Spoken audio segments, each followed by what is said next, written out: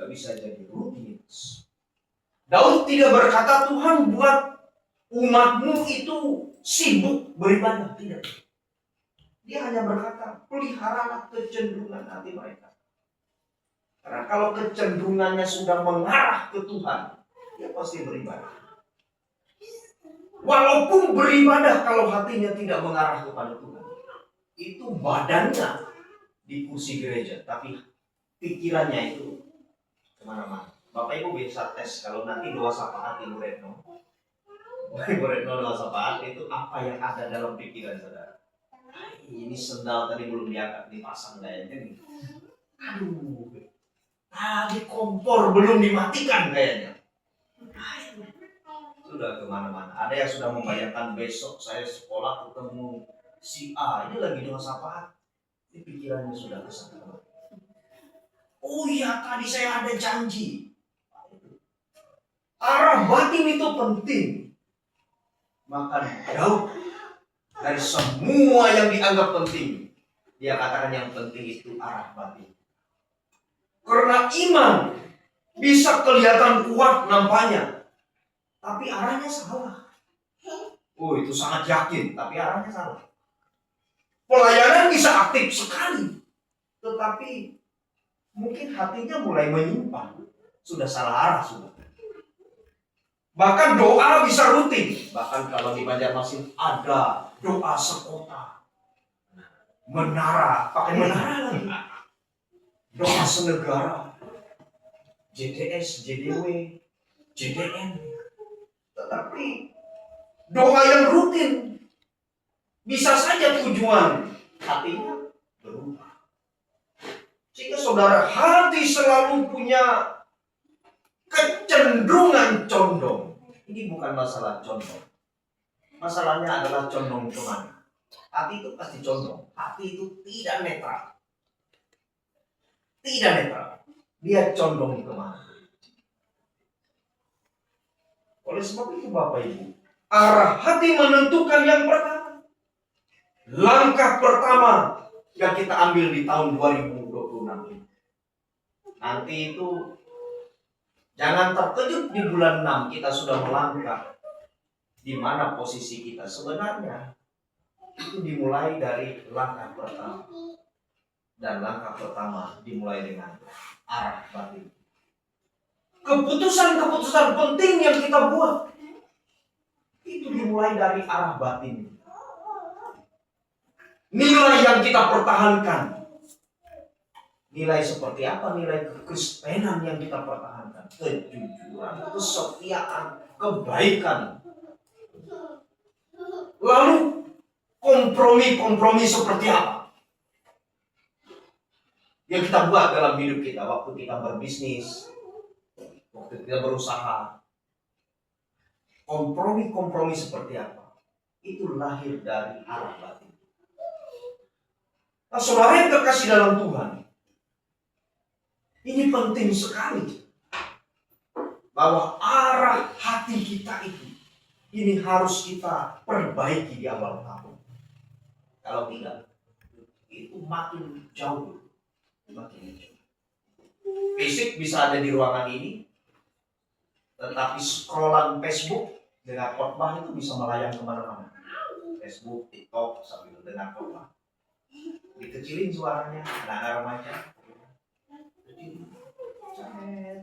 Kelihatan jarinya. Itu arah hati. Mengapa bisa begitu? Karena arah hati, kompasnya tidak mengarah kepada Tuhan. Badan kita bisa di gereja, tetapi pikiran kita tidak ada di situ. Hati kita tidak ada di situ. Oleh sebab itu penting sekali arah. Saya kasih contoh dalam Alkitab, ada tokoh namanya Saul. Saul itu kurang apa?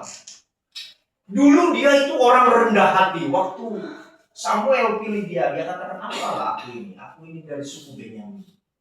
Suku kuning paling tidak dipandang. Dia sangat rendah hati. Kurang apa dia? Dia itu orang yang dipilih oleh Tuhan lewat Nabi Samuel. Dari sekian juta orang Israel, dia yang dipilih jadi raja. Lalu dia juga dipenuhi oleh Roh Tuhan. Ini orang sudah rendah hati, dipilih Tuhan, penuh oleh Roh Kudus. Luar biasa. Ini susah dicari. Namun saudara, perlahan-lahan ia mulai takut terhadap opini rakyat yang dia pimpin dibanding takut akan Tuhan. Kadang kita sebagai orang percaya, kita lebih takut kepada sudut pandang orang daripada apa yang Tuhan. Lama-lama Saul menjaga posisinya daripada menjaga ketaatan. Kita lihat, dia betul-betul tidak ingin ada orang lain menggantikan dia sebagai raja. Hatinya sudah mulai berubah. Yang tadinya dia dipanggil untuk melayani, sekarang dia menjadi raja yang menjaga posisi. Saul makin lama dia sibuk mempertahankan citra daripada dia menjaga. Kita belajar dari peristiwa ini. Saul itu orang baik, tetapi mengapa pelajaran tentang arah batin ini penting? Karena orang bisa baik tahun 2025 kemarin, tetapi tahun 2026 bisa berubah. Saya sudah menemukan banyak pengalaman. Kita punya persahabatan sangat akrab, sangat baik, tetapi orang tiba-tiba bisa berubah.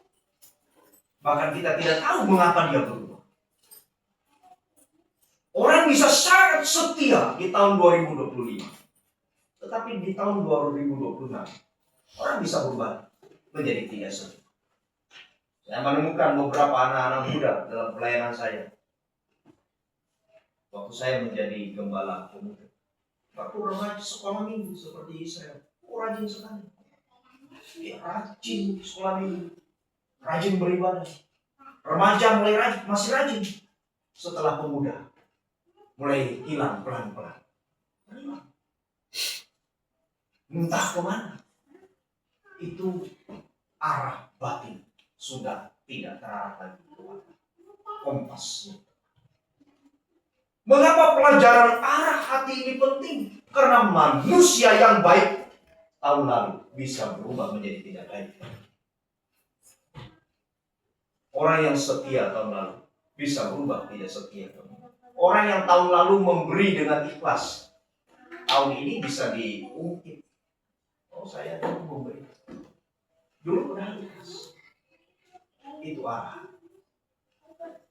Nah, saudara yang dikasih oleh Tuhan, dalam pengalaman Saul, dia tidak lagi bertanya apa yang Tuhan kehendaki. Namun dia mulai berpikir bagaimana aku kelihatan, aku nampak di mata orang. Saudara, kalau kita berhenti bertanya apa yang Tuhan mau untuk hidup saya, maka arah hidup kita mulai dikendalikan oleh yang lain, bukan lagi rencana. Dan sejak saat itu, bagi Saul, jatuh itu hanya soal waktu. Dan ini juga peringatan bagi kita. Nah, kalau arah hati kita sudah mulai melenceng, saudara bisa merasakan, saudara bisa melihat apa yang terjadi dalam suasana batin kita. Kalau hari ini orang tiba-tiba meninggalkan gereja, itu tidak tiba-tiba. Itu mulai dari tempat yang paling senyap, di dalam ruang-ruang hatinya, di dalam batinnya ada pembelokan-pembelokan. Sehingga pada akhirnya langkah pertamanya mulai menjauh. Dan langkah yang menjauh itu sudah terjadi jauh dari Tuhan. Dan lama-kelamaan kejatuhan hanya soal waktu. Saudara, ini penting. Saul itu bukan orang jahat, dia orang baik. Tapi orang baik pun bisa berubah kalau dia tidak memperhatikan batin. Yang ketiga, saya kasih contoh seorang yang juga sangat luar biasa. Namanya Salomo. Salomo itu memulai dengan hati yang benar. Bahkan waktu dia diangkat jadi raja, dia minta sesuatu yang luar biasa. Kalau raja lain dia minta kekayaan, minta kehebatan, kekuatan. Tapi Salomo, dia minta hikmat. Ini suatu luar biasa. Dia sangat mengasihi Tuhan. Itu kita baca dalam Raja-Raja pasal yang ketiga itu. Lalu dia juga dipakai Tuhan luar biasa. Kita pernah dengar cerita bahwa dialah menyelesaikan konflik dua ibu-ibu yang berebutan anak. Ya, dipakai Tuhan luar biasa. Hikmatnya luar biasa. Dia juga membangun bait Salomo, membangun bait Allah yang luar biasa. Namun Alkitab mencatat dengan jujur, ketika Salomo sudah tua, istri-istrinya itu mencondongkan hatinya kepada Allah-Allah lain. 1 Raja-Raja 11 ayatnya. Istri-istrinya mencondongkan hatinya kepada Allah-Allah lain. Saudara yang terkasih dalam Tuhan, Salomo ini tidak langsung meninggalkan Tuhan. Dia tidak langsung murtad, tidak. Dia tidak langsung pindah agama, enggak. Dia hanya membiarkan hatinya terbalik. Itu nampaknya kompromi. Saya masih Kristen. Pelayanan lagi mas. Mulai ada pergeseran.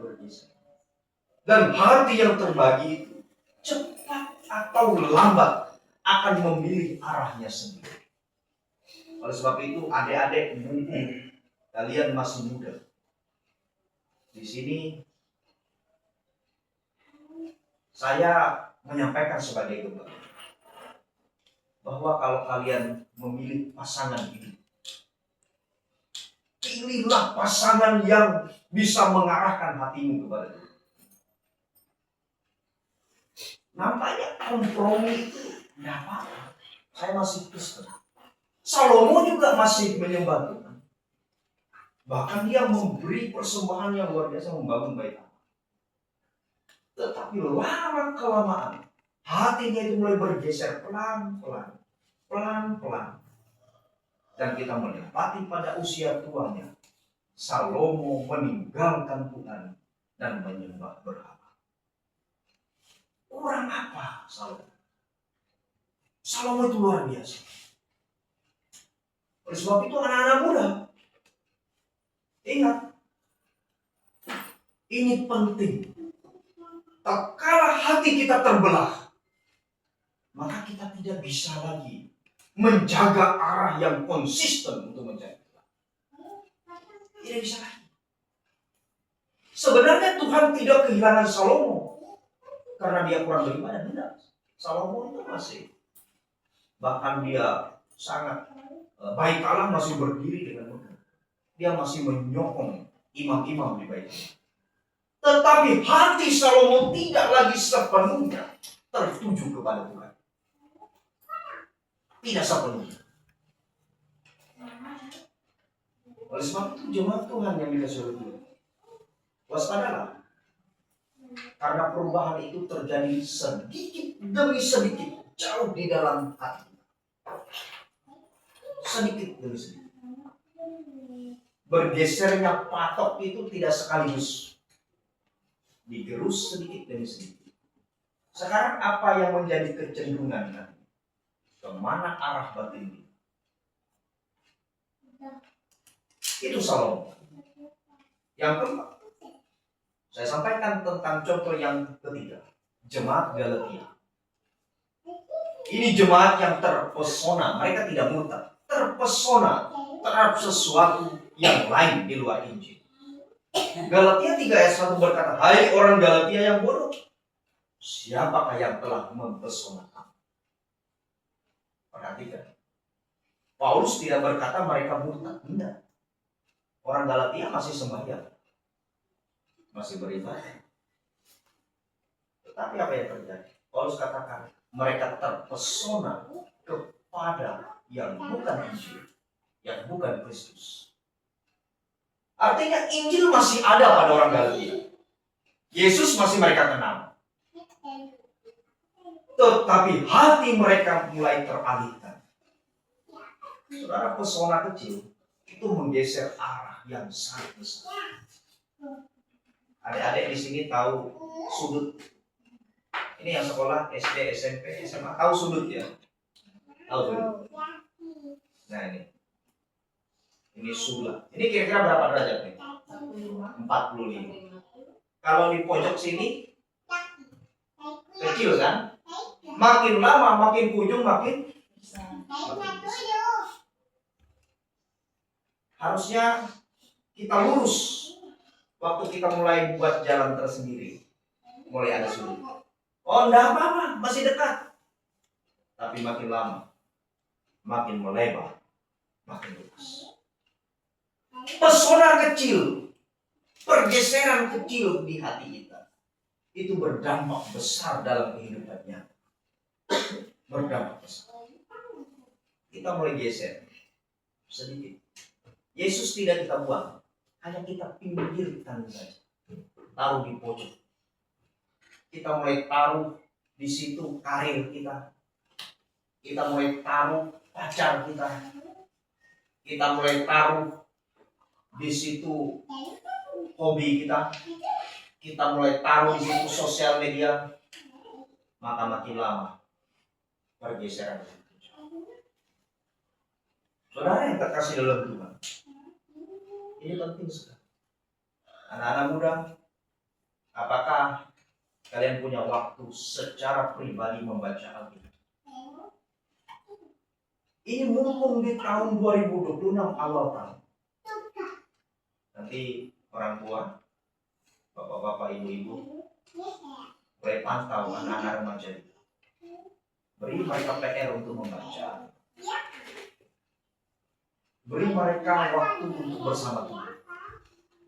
Karena kalau tidak, mereka kalau minggu lalu Pak Yan khotbah tentang kehilangan figur ayah, nanti kita akan kehilangan anak-anak kita. Mereka tidak menemukan Tuhan. Mereka sibuk di sosial media, karena sosial media mulai menggeser pelan-pelan posisi Tuhan. Yang kelima, arah hati menentukan karakter. Ini adik-adik, ini penting. Untuk apa Pak Nur khotbah tentang arah hati? Karena ini menentukan perilaku. Hati itu membentuk kecenderungan. Kita itu cenderungnya apa? Itu dari hati. Kecenderungan itu menentukan keputusan-keputusan. Mau sekolah di mana? Mau pergi kemana? Hendak kawin lawan siapa? Itu dari hati, dari kecenderungan.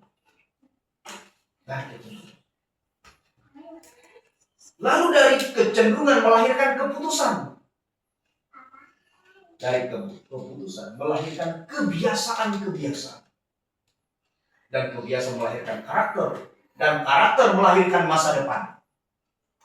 Kita boleh sedikit, tapi saya harap kita orang tua boleh susah. Karena memang itulah yang kita alami. Tapi anak-anak kita, mereka harus punya masa depan.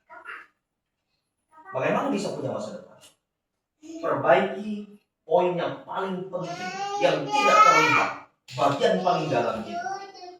Arah batin kita. Arah hati. Yesus berkata dalam Matius 6 ayat 21, karena di mana hartamu berada, di situ juga hatimu berada. Kalau arah hatimu itu ke harta, maka seluruh hidup. Kalau arah hatimu kepada Tuhan, maka Alkitab katakan cari dulu kerajaan Allah dan kebenarannya, maka semuanya akan ditambahkan. Kita tidak hidup sesuai niat terbaik, maunya apa? Tidak. Tetapi kita hidup sesuai dengan arah hati yang sebenarnya. Saya ingin cerita tentang kisah Sodom dan Gomora. Kalian tahu, ada adik-adik tahu di sana ada siapa tokohnya? Cerita Sodom dan Gomora. Siapa tokohnya? Siapa? Lot. Nah, ini berarti PR Pak Nur besar.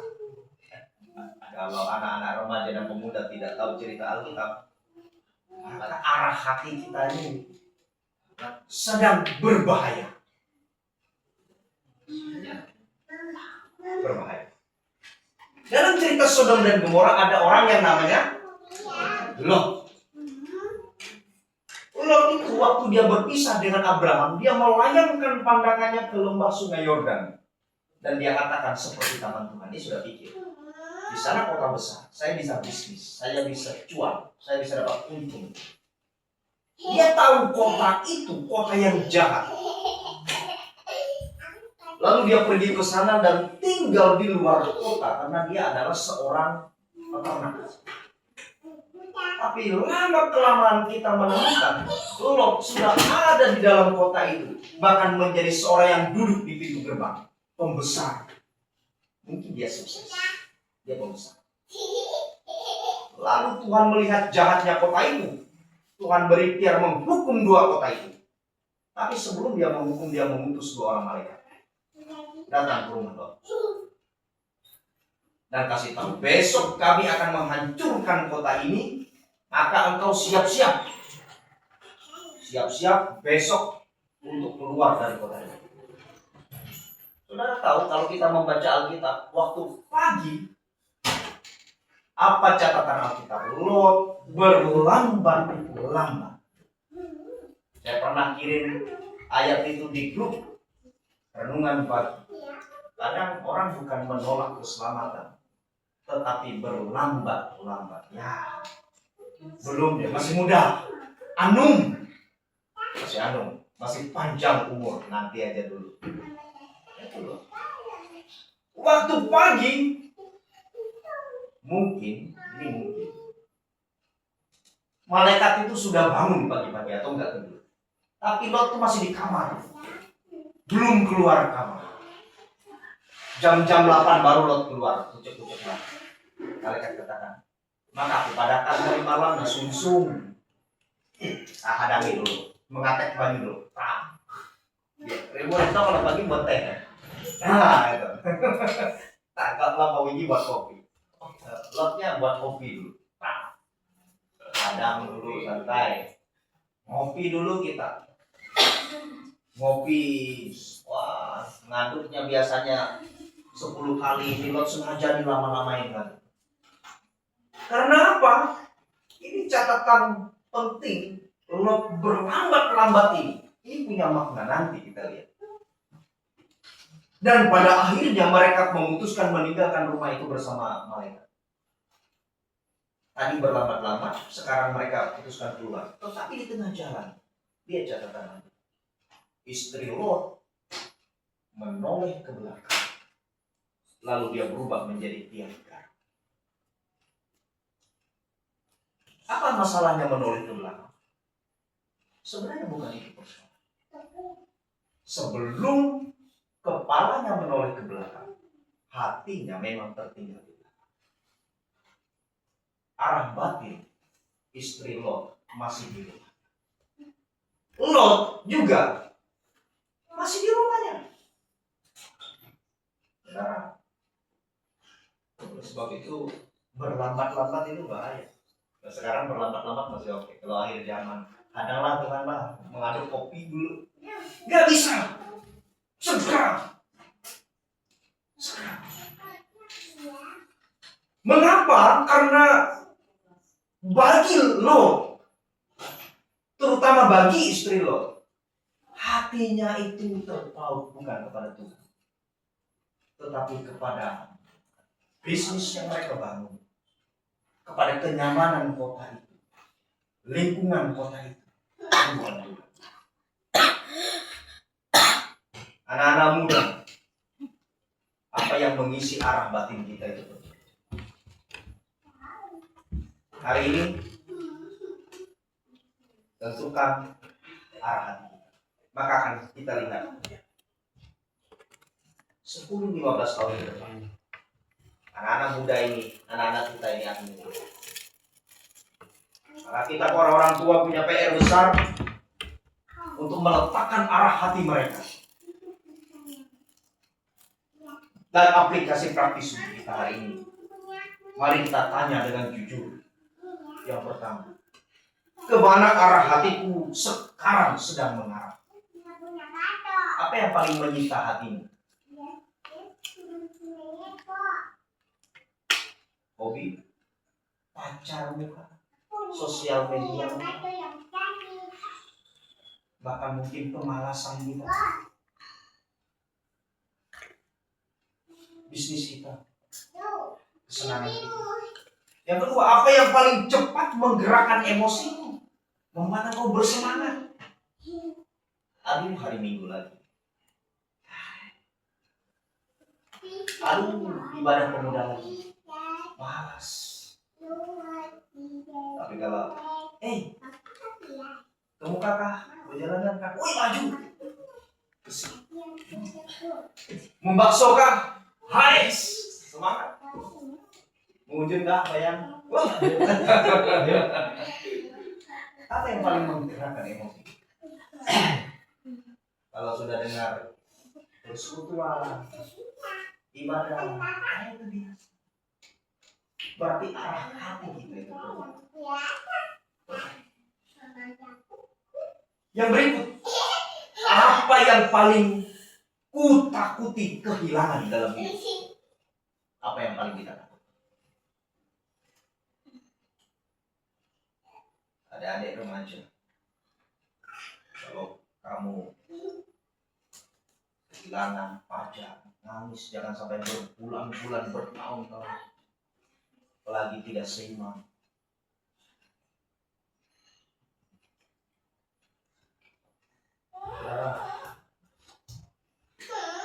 Jangan takut kehilangan sesuatu yang bukan Tuhan.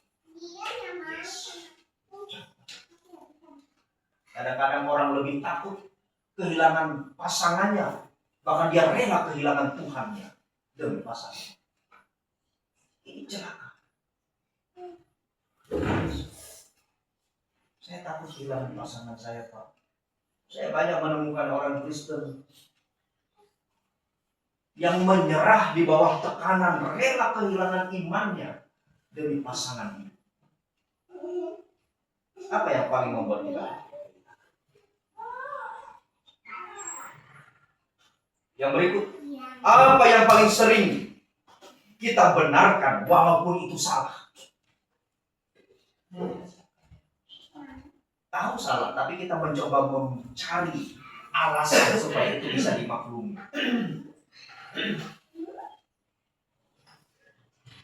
Saudara, kita bisa lihat, saya kadang saya mengkonseling jemaat dari waktu saya di Bekasi sampai sekarang.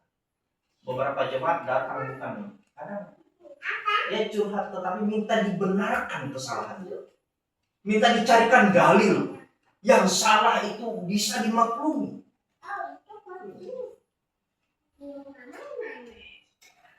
Saudara, sehingga Daud berdoa, Tuhan bukan hanya luruskan langkah, tapi luruskan arah. Ada remaja, tidak semua orang tua. Nakoda kapal tahun ini ada di tangan. Kalau kompasmu rusak, maka engkau akan mengarungi arus yang salah. Engkau akan masuk kabut dan gelombang yang deras, dan mungkin akan menabrak kau. Tetapi kalau arahmu benar, maka di sana ada pertolongan Tuhan. Walaupun ada tantangan yang besar, Tuhan tidak akan meninggalkan. Oleh sebab itu, pesan yang penting untuk kita, mari kita arahkan hati kita. Keluarga-keluarga, mari kita mulai bangun mesbah doa bersama keluarga. Ibu Retno bisa bawa anak-anak berdoa sebelum tidur, baca firman. Pak Wiji bisa ingatkan anak-anak untuk berdoa, baca firman. Arah mereka harus benar, karena itu menjamin masa depan. Kalau arah mereka salah, maka masa depan tidak. Mari kita tunduk kepala.